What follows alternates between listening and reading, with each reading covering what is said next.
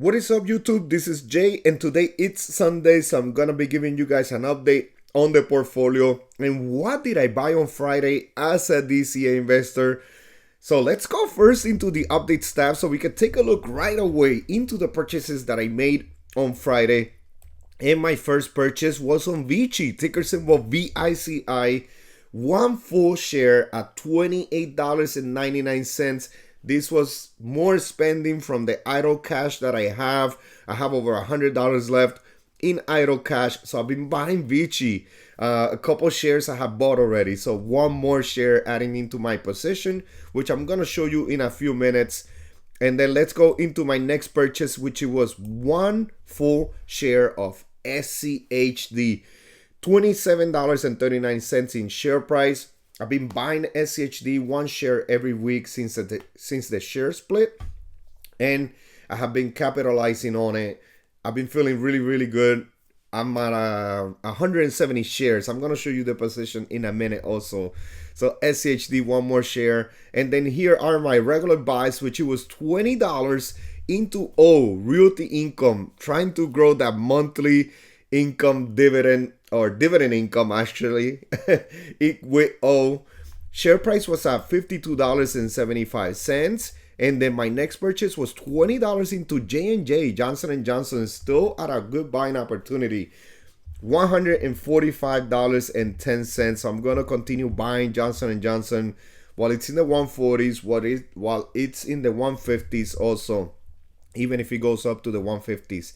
But I do wish I could spend some more money or deposit some more money so I could put it more into Johnson & Johnson. Or maybe I should spend some of my idle cash into Johnson & Johnson. I think it's a great opportunity. And then my last purchase was the last $12 that I had left into FXAIX, S&P 500 Index Fund from Fidelity. Share price $207.27. So I spent a total of $108.25. I still have the extra money for the weekly challenge purchase on SCHD on Monday, which is going to be my last one for the year of 2024. And then in 2025, I'm going to have a new list. I'm going to put Visa. I'm probably going to put FXAIX. And then, of course, I think I am going to put one from my growth portfolio, because when I posted the poll on it, is 60% of the people voted yes, I should be adding a position from my growth portfolio. I did put Amazon on here, which Mike put right here. He buys Amazon and Google every week. He believes that they will both be over $500 plus in the next few years. But also, Jeremy posted in the comments that maybe I should have put Google in here, which I'm a big fan of Google. I've been buying, and I totally forgot to buy some more because I was making my purchases here at home on my laptop, and then my wife called me to do something, and I totally forgot all about it, and I went to get ready to go to my second job, so kind of like all did not play out well. But I still have the cash on there. I have $91.99 with the $20 that I deposited on Friday. And Google is my number one position in this portfolio, 26% of my portfolio, 3.2 shares. My cost per share is still pretty low, $155.40. The share price right now of Google is at $192. I did make a purchase, I think it was last week or the week before, on Google. No, it was last week. I made a purchase on Google of like $20. So right now, it's still at $192. My position is in the green by 24%. Performance $121 in the green. I do want to buy some more Google.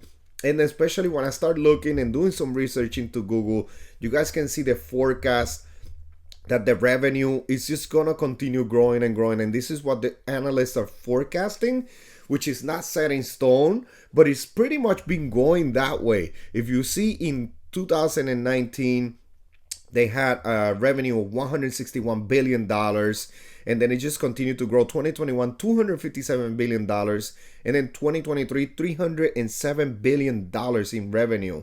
So this is just continue growth of revenue, continue growth of earnings per share too. because they're also estimating a nice earnings per share growth, even though it is going down a little bit right here in percentage. But if you guys see in earnings per share, it's just growing and growing, which is very good for this company. And I do want to continue buying some more Google because I also believe in it long term. And then my other positions, maybe I do put Google. Let me, before I start talking about my other positions, should I put that one on the weekly challenge pick for 2025? Let me know in the comments if you guys agree with Jeremy, or should I put Amazon? I think I'm good with either one, honestly. I do want to put Amazon because it's my smallest position, only 8% of the portfolio, 0.9 shares only. But I am in the green by 42%, $60. I do believe in Amazon long term, and I do believe it's going to continue growing, even though it's very close to the 52-week high, $223, and the 52-week high share price is $233. But I am okay with buying some more Amazon to continue to grow my position. But I'm also okay with Google because it is one that I do want to grow some more before I start putting more money into VGT and FNILX. And then those two positions, VGT and FNILX, these ones I'm planning on holding for like 5 to 10 years before I start selling any, putting them into SCHD. Hopefully that plays out well. And then my VGT is a 28% performance in the green, and then FNILX 23%, and then Tesla 109% in the green. This is one I do wish I bought a lot more.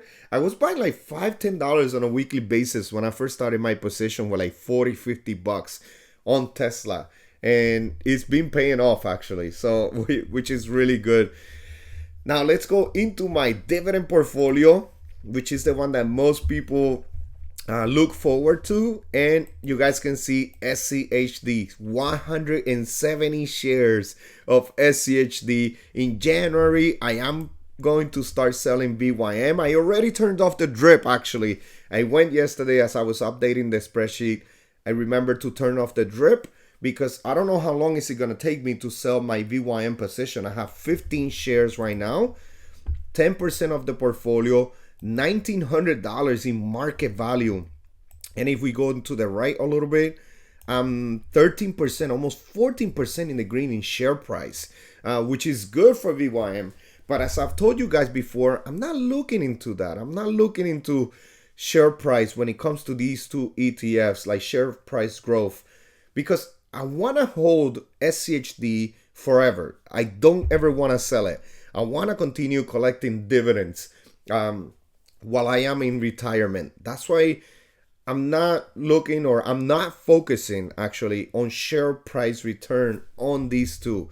I want more of that dividend growth. And if you guys remember, we did the stock analysis review very quickly between SCHD and VYM and DGRO actually. And DGRO does very, very well in share price. In dividend growth also, which is one. Maybe I should have thought of switching VYM to DGRO, but nah, I'm okay with SCHD. SCHD has been growing their dividend very, very well, double-digit percentage year over year. It's just great. It's just a great ETF, in my opinion. And I'm gonna start moving on from VYM. So I don't know if I'm gonna do like one share every other week or one share every month. I don't know, but I'm gonna sell it within the first probably 6 months or maybe less. So let's see where it goes, and then I'm gonna put that into SCHD, 170 shares. That's gonna be awesome. I'm gonna have over 200 shares after I make that move.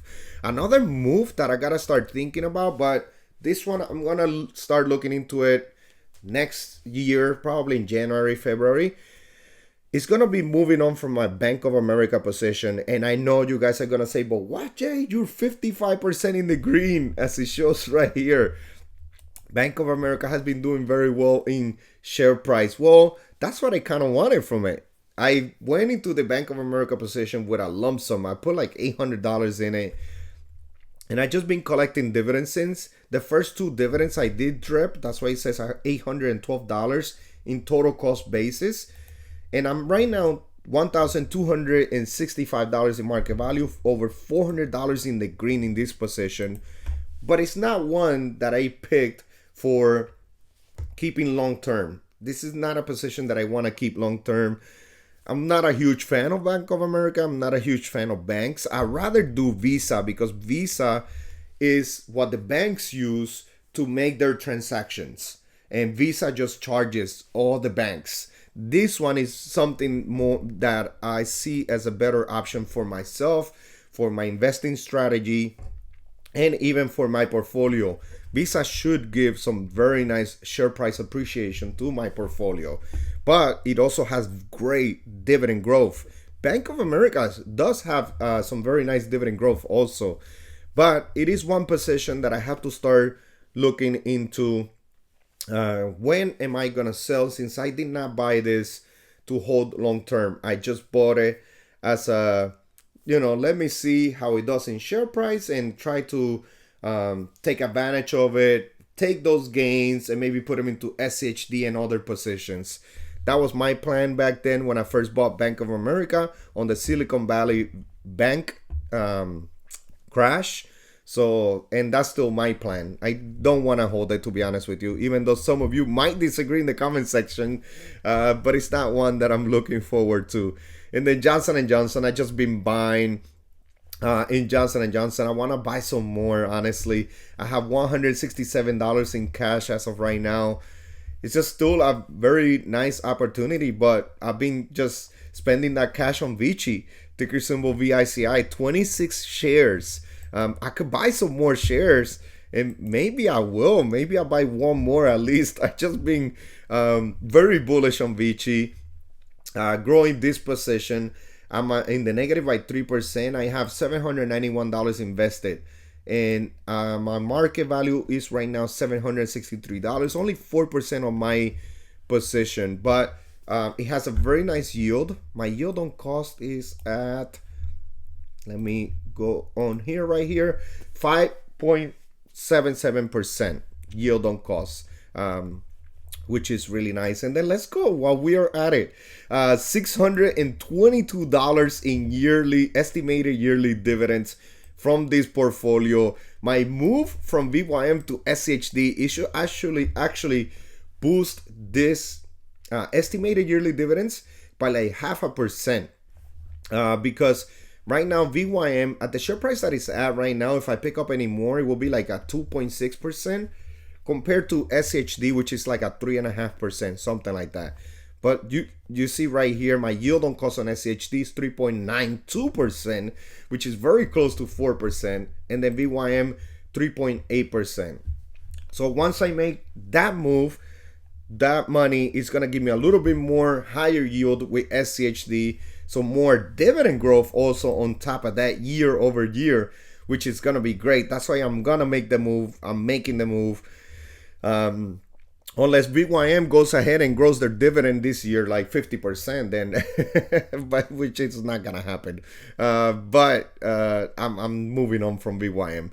And then if you guys see right here, my portfolio salary is at $51 per month. Of the year, $11, almost $12 per week of the year. I'm very close. And then per day, $1.70 per work hour, 30 cents in my portfolio worth a 40-hour week. And then my ETF estimated yearly dividends are the highest. $237 from my ETFs. And I'm already putting together the dividend income for 2024. And then the dividend income received in December. I'm off on the 1st of December, so I might record the video then and post it that same day as a New Year's first video, which will be the dividend income for 2024, which I'm really excited. It's going very, very good in dividend income year over year, and also on a monthly or quarterly basis. It's going very, very well, even though I have that SCHD awkward dividend payout that they paid in, what was it? What month was it? I forgot. I think it was in July instead of June, if I'm not mistaken. So that's what throws it off a little bit in the quarterly one, but in the monthly one, it's doing very, very well. All right, everyone.